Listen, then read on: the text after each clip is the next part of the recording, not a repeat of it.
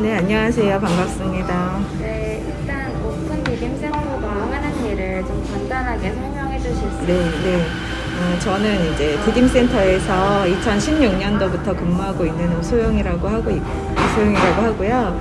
저희 디딤센터는 여성 노숙인을 위한 응급 쉼터예요. 그래서 일시 보호 시설이라고 얘기를 하고 있어요. 그러니까는 장기간 머무르시는 곳은 아니고 굉장히 응급한 상황에 있는 그 여성 노숙인 분들한테 식사와 또 잠자리를 제공해 드리는 그런 일이 저희의 주된 업무입니다.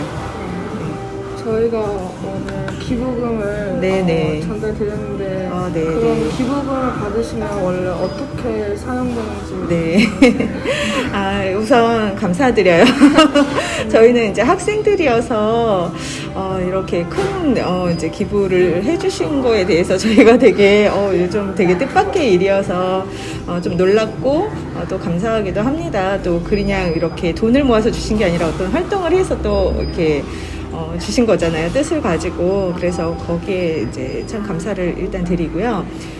저희가 이렇게 개인 후원자 분들이세요. 주로 저희한테 후원을 해주시는 분들은 되게 이렇게 이제 되게 이렇게 모아서 이렇게 조금씩 성의를 표현해 주시는 분들이신데 저희 후원금은 뭐 여러 단체에서 일을 하시는 분들은 잘 알겠지만 맘대로 쓸 수는 없어요. 후원금은 따로 목적을 두고 쓰거나 아니면은 여기에 계신 분들을 이용인 분들을 위해서 써야 해요. 사실은 저희의 뭐 사무비나 운영비로도 쓰는 게 굉장히 제한되어 있는 부분이어서 주로 저희가 후원을 해주시면 저희 이제 시설 에 있어서 환경이 조금 열악한 환경들을 이제 좀 개선을 하거나 근데 이제 거기에 대해서는 지정을 해서 후원을 해주셔야 돼요. 지정 후원금으로 이제 그런 활동들을 하고 있고 이제 그리고 가장 많이 쓰는 것들은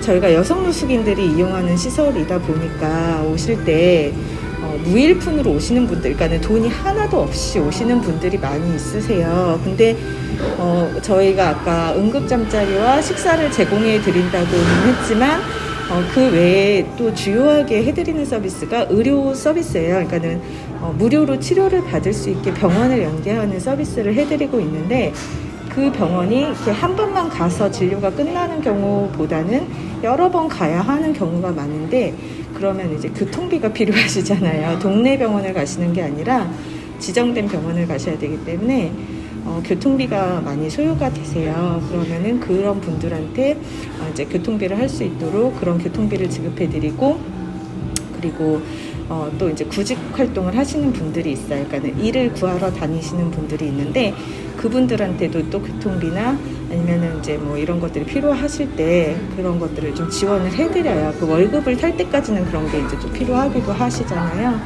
그래서 그런 것들도 해드리고 그리고 간혹 조금 크게 돈이 나가는 경우는 저희가 여러 가지 주거를 지원하는 제도가 있기는 한데 제가 좀 약간 위기 상황에 이제 처하시는 분들이 있어요. 이제 그런 분들을 위해서는 또 이렇게 약간 방세를 보태드린다던가 이런 일도 하고 있고 그리고 이제 가끔씩 요즘에는 좀 많이 없긴 한데 가끔씩 아기를 이제 데리고 오는 그런 여성분이 있을 때는 그 아기에 대한 뭐 그런 물품 같은 것들을 사드리는 그런 경우도 있고 굉장히 여러 군데 쓰이는데 정리를 하면은 일단 여기 이용하시는 분들한테 주로 써야 된다는 거고 그렇게 쓰이고 있다는 거예요. 네.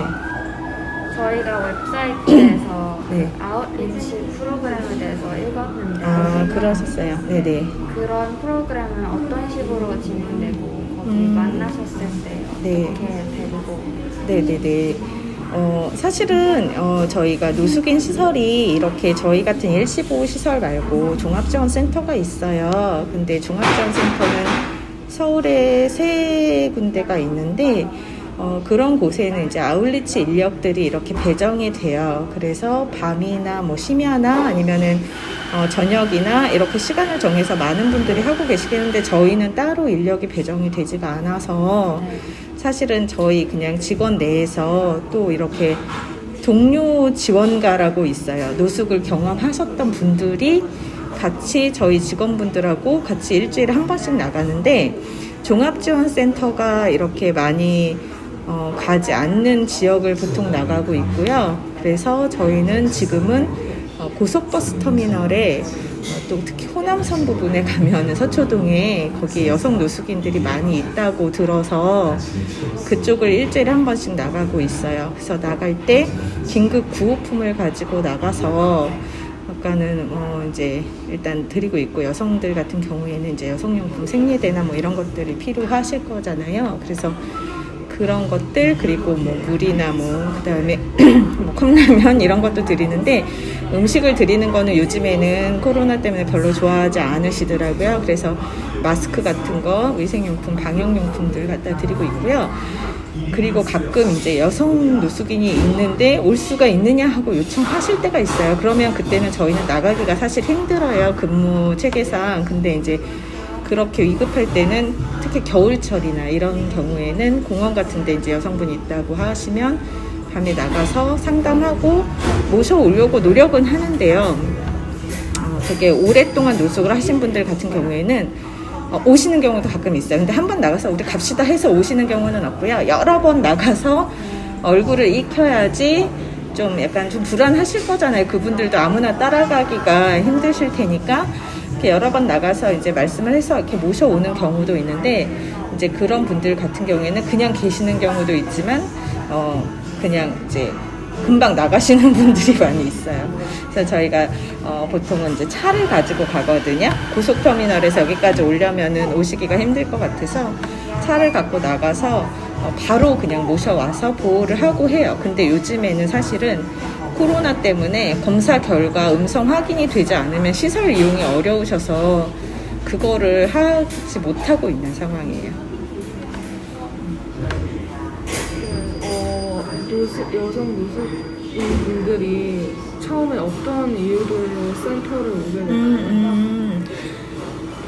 아주 제가 일하기 전에는 뭐 가정폭력 이런 이유가 되게 많았대요. 근데 지금은 사실 잘 아시다시피 여성 가정폭력을 당한 피해자를 위한 서비스를 제공해 주는 곳들이 많이 있잖아요, 전문적으로.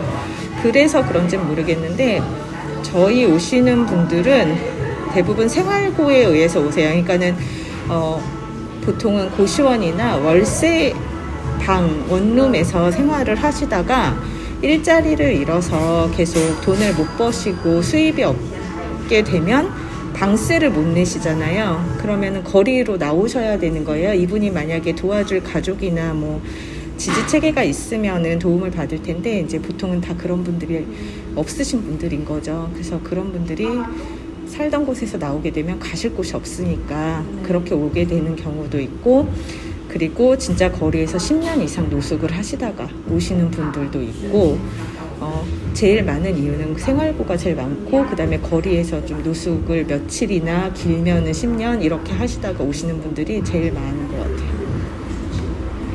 거기 센터에서 지내시는 여성분들은 이제 하루 일과가 대충 어떻게 되는지? 저희는 아까도 말씀드렸듯이 생활시설이 아니어서 뭐 재활시설도 아니에요, 사실은. 그래서 치료나 이런 것들을 목적으로 하는 게 아니기 때문에 그냥 자유롭게 지내시는 거예요. 근데 이제 대부분 저희 이용하시는 분들 보면 한 반 정도는 저희가 여성 일터를 운영을 해요. 그게 뭐냐면 되게 쉽게 할 수 있는 뭐 포장일이나 그런 부업장 같은 거 있잖아요. 그런 것들을 운영을 해서 거기에 일 3시간 정도 참여를 하시고, 그리고 거기에 참여 안 하시는 분들 중에서 조금 일을 하고 싶어 하시는 분들은 이제 또 시에서 마련해진 일자리 같은 것들이 있어요. 거기에는 좀 단기적으로 참여하실 수 있거든요. 그거를 하루에 그것도 한 3시간 정도 그렇게 일을 참여하시고, 그리고 나서는 이제 가끔씩 저희가 프로그램이 요즘에 가끔씩 있어요. 그거는 뭐 이제 자활 프로그램이라고 해서 그것도 시에서 이제 지원을 해주는 프로그램인데 일주일에 한 번 정도 그렇게 프로그램 있으면 그거 참여하시고 그렇게 지내시고 계세요. 일상을 회복하는 게 되게 중요해서 저희는 거리에서 계속 계시던 분들이기 때문에 사실은 아침, 점심, 저녁 식사를 하시고 아침, 저녁으로 씻고 그리고 자기 위생 관리를 하고 이런 것들이 먼저 이렇게 회복이 되는 게 되게 중요하거든요. 그리고 건강이 되게 안 좋으신 분들, 채로 많이 오시는 분들도 있어서 건강을 회복하는 게 중요한 일상 중에 하나인 것 같습니다. 그 가족 폭력이나 그런 일들 당하신 분, 정신 건강이 네네네. 안 좋으신 분들이 있다 들었는데 그분들한테는 어떤 치료나 상담을 네. 도와주시고 있나요? 저희 이용하시는 분들이 이제 보통 한 연에 한 200회 정도는 저희가 초기 상담을 하는데 그 중에서 실제로 다시 이용하셨던 분이 다시 오시는 경우들도 있잖아요. 그런 분들 빼고 순수하게 자연인이라고 말을 하는데 그런 분들이 한 168명, 170명도 되시면은 50% 정도는 질환이 있으세요. 정신질환이. 근데 그 50% 중에서 30% 정도는 자기가 병이 있다고 인정을 안 하시는 분들이세요. 근데 이제 나머지 분들은 30-40% 정도는 인정을 안 하시는 분들이고요. 그리고 이제 나머지 분들은 치료를 한 번이라도 받으셨던 분들이 많이 있으세요. 그래서 치료를 받으셨는데 아시다시피 정신과 치료 같은 경우에는 되게 꾸준히 주기적으로 가거나 아니면 일평생 조금 약을 드시거나 이런 경우들이 많이 있는데 병원에 갈 형편이 안 되시는 분, 이제 생활고로 오셨다고 하니까 중단되신 분들이 많이 있어요. 그래서 치료가 자기 본인이 받을 필요가 있다고 생각을 하는데 그런 경제적인 형편으로 치료가 중단된 분들은 당연히 병원 연계해서 다시 치료 받을 수 있게 해드리고, 그리고 병이 없다고 생각하시는 분들은 저희가 무조건 개인적인 판단으로 해서 그분들을 치료를 받으라고 권유를 하는 건 아니고요. 저희 오시면은 SCL이라고 해서 간이 정신 검사를 해요. 뭐 우울증이나 여러 가지 요소들을 진단할 수 있는 그런 간단한 검사이긴 한데 그 검사를 결과를 봐서 위험 수준이나 문제 수준에 있다고 나오시면 저희가 상담이 들어가요. 특히 자살 사고가 있으시거나 아니면 자살 경험이 있으셨던 분들 같은 경우에는 특별히 상담을 더 해서 정신과 진료나 상담을 권유를 하죠, 저희가.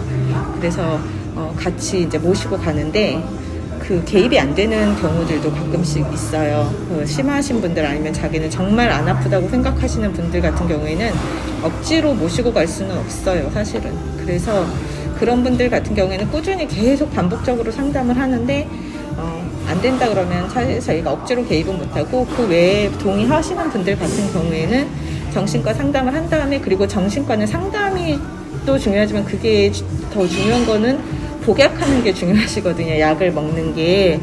그래서 약을 근데 본인한테 맡기면은 사실은 정신과 약이 부작용이나 이런 것들이 많이 있어서 잘 안 드시기 때문에 그 약은 저희가 사무실에서 관리를 해요. 그래서 빼놓지 않고 드시도록 약 관리는 저희가 도와드리고 있어요. 그러면 아까 임시보호시설이라고 하셨는데 보통 몇 달 정도 계시고 다시 떠날 때는 어떻게 해서 떠나게 되시나요? 그 남성 일시보호시설은 서울에 세 군데 정도, 네 군데 정도가 있나? 정확하게는 지금. 그런데 여성은 저희 하나밖에 없어요. 여성 일시보호시설은. 근데 이제 저희가 일시이기 때문에 원래는 최장 30일까지 이용이 가능해요, 법적으로. 근데 이제 그 이후에는 가셔야 되는데 지금은 작년 4월부터는 코로나 때문에 2달까지 연장이 됐어요. 그래서 2달까지는 계실 수 있어요. 근데 이제 그 이후에는 다른 길게 계실 수 있는 시설로 연계를 해드려야 되는데 요즘에는 코로나로 요양시설이 거의 사람을 받지 않고 있기 때문에 재이용하시는 분들이 많이 있어요. 그래서 지금 정말 요양시설밖에 갈 데가 없으신 분이 있거든요. 그것도 돈을 내지 않고 갈 수 있는 무료 시설밖에 갈 데가 없으신 분들이 있는데 그런 시설을 가지 못하고 계신 분들은 지금 재이용을 여러 번 하셔서 정말 1년에 거의 이제 하루 이틀 빼놓고는 거의 이용하시는 분들도 있고, 그런데 이제 웬만하면은 2달 이용 원칙을 지키려고 노력은 해요, 저희가. 그 처음에 들어오시고 나서 직업을 찾는 거를 도와주시는 걸 알고 있는데 직업을 찾는 과정은 어떻게 해요? 일단은 사실은 선생님과는 보통 분들이 생각하시듯이 직업을 막 구할 수 있는 상황들이 많이 안 되세요. 그 정신적으로나 신체적으로나 건강 상태가 되게 열악하시기도 하고, 사실은 오시는 분들 중에 일을 밖에서 꾸준히 해본 경험이 있으신 분들이 없어요. 거의 없어요. 그래서 정말 1년 이상 내가 한 군데서 일을 해봤다 이런 사람들이 거의 없어요.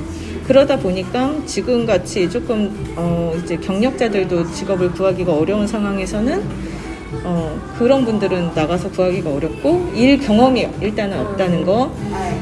그 다음에 또 이렇게 약간 이렇게 이제 이게 이렇게 많이 배우시지 못한 상황에서 그 제한된 직업을 구하셔야 되는데, 그러면은 몸으로 하는 직업이거든요, 거의 다.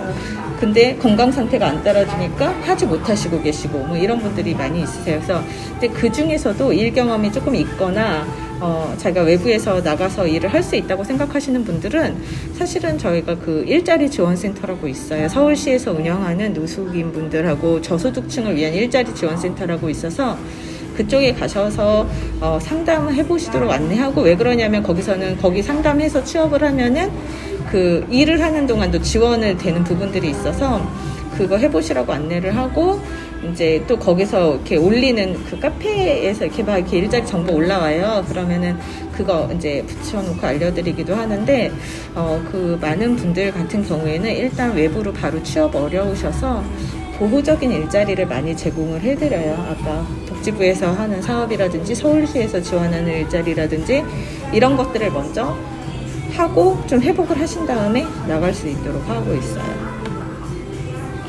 혹시 그 센터 이용을 하시는 여성분들의 나이대는 대충 굉장히 다양해요. 지금 있으신 분 중에 제일 어리신 분이 98년생이신가? 그분 계시고요. 예, 그리고 이제 제일 나이 많으신 분은 80 넘으신 분들도 계시고요.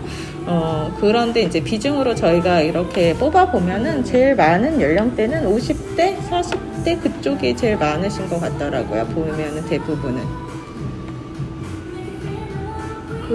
이미 많이 얘기를 해주셨는데 코로나가 어떤 영향이 있었는지. 네네, 어렵죠.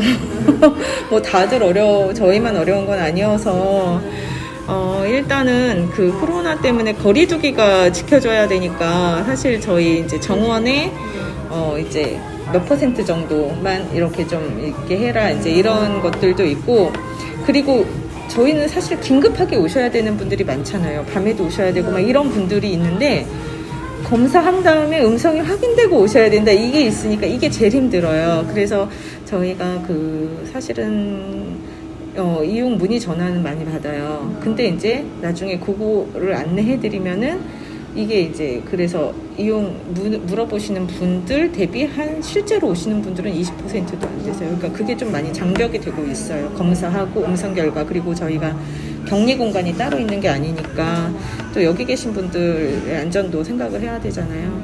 그게 제일 어려운 것 같아요. 바로바로 급할 때 이용 못한다는 것들. 이제 우리나라 정부에서 홈레스들을 전체적으로 도와주고 있는 게 있어요? 아니면? 사실은 이거는 뭐 어떻게 조금 복잡하게 들릴 수 있는데, 사실은 그 노숙인에 대한 정책은 지역으로 중앙에서 하는 것보다 지방으로 하는 책임이 더 많아요. 그러니까는 저희는 서울시에서 하는 예산을 저희가 사실은 받고 있는 거거든요. 그리고 뭐 대전 같은 경우에는 뭐 대전시, 뭐 충남 그쪽 지자체에서 많이 하게 돼 있어요. 그러다 보니까 서울시는 그래도 노숙인을 위한 정책을 되게 많이 펴고 있는 거예요. 그래서 일자리 같은 지원도 많이 되고, 그러다 보니까 사실은 저희 여성 응급보호시설도 전국에 저희밖에 없다고 그랬잖아요. 제주도에서 어떨 때 전화가 와요. 가면은 거기 이용할 수 있냐고. 근데 이거 노숙하는 분인데 이거 이 시설을 이용하러 막 제주도에서 막 대구에서 이렇게 오시는 거는 말이 안 되잖아요. 사실은 그게 제일 안타깝긴 한데, 서울시 같은 경우에는 그래서 노숙인들을 위해서 일자리도 지원을 좀 많이 하고, 그 다음에 주거 지원 정책이라고 그래서 뭐 긴급하게 고시원비 한 2달, 3달 이렇게 지원해주는 정책도 그게 제일 커요. 일자리랑 주거 지원이랑. 그 다음에 이제 이런 노숙인 시설들에 대한 지원들이 있는 거잖아요. 그런 인력 지원들, 그런 지원들이 있는 거죠. 예, 예. 그리고 또 제일 큰 거 중에 하나가 의료 지원. 아까 병원 저희가 무료로 진료 의뢰서 드릴 수 있거든요. 그러니까 치료를 급하게 치료를 받으실 수 있는, 그게 되게 큰 지원 서비스인 거예요. 예. 저희 마지막 이제 다 질문했는데 많은 분들이 여성 노숙자에 대해서 잘 몰라요. 저희가 네네네. 학교 안에서도 선생님들이랑 얘기도 많이 하고 하려고 하는데 잘 아예 모르세요. 네네. 그래서 그거에 대해서 아니면 하고 싶은 말이 있으신지. 잘 모르는 게 너무 당연하신 게, 잘 안 보이니까 모르시는 거예요. 그 서울역에 제일 많이 노숙하시는 분들이 계시는데, 서울역은 가면 거의 다 남성분들이시고요. 비율적으로 여성 노숙인들은 10% 정도밖에 안 돼요. 남성에 비하면. 그러다 보니까 정책적으로도 사실은 고려가 되는 대상이 되기가 쉽지는 않아요. 그래서 그냥 똑같이 남자 한 명이나 뭐 여성 노숙인 한 명이나 이렇게 똑같이 서비스가 이제 다 이렇게 그 인원수의 기준에서 제공이 되고 있는데, 사실은 여성 노숙인 한 분은 남성 노숙인 한 분보다 훨씬 더 힘드세요. 사실 서비스 할 때도 그렇고 받으려야 되는 것도 되게 많고 그런 상황이거든요. 그래서 그게 조금 아쉽긴 해요. 여성에 대한 성인지적 감수성이 조금 약간 부족해서 아직은. 그래서 이제 그게 조금 부족하긴 하고, 그 다음에 여성들은 많이 숨어 계세요. 사실은 거리에 안 나와 계시고, 그리고 어떻게 쉽게 생각하면 거리에서 그냥 막 이렇게 주무시고 생활하시는 분만 노숙인이라고 생각하시기 쉬운데 꼭 그렇지는 않아요. 다 숨어서 이렇게 막 카페라든지 아니면 큰 빌딩에 많이 계세요, 요즘에는. 그리고 요즘에는 빨래방이 24시간이잖아요. 빨래방 이용하셔서 계시는 분들도 되게 많으세요. 공원 이런 데서 여성분들은 많이 숨어 계시기 때문에 아마 보시기는 힘드셨을 거예요. 그리고 또 많이 이렇게 감추시려고 나름 노력을 하시는 게, 되게 남자처럼 하거나 옷을 굉장히 많이 껴입거나 아니면은 이제 그래도 깨끗하게 씻으려고 노력하시는 분들도 많이 있고. 그래서 근데 이제 여성 노숙인에 대한 여성이라는 좀 특수성을 감안하셔서 좀 이렇게 지원할 때, 그런 이제 시에서나 정부에서나 지원할 때 그런 점을 좀 감안해 줬으면 좋겠다, 이런 점이 저희가 바라는 점입니다.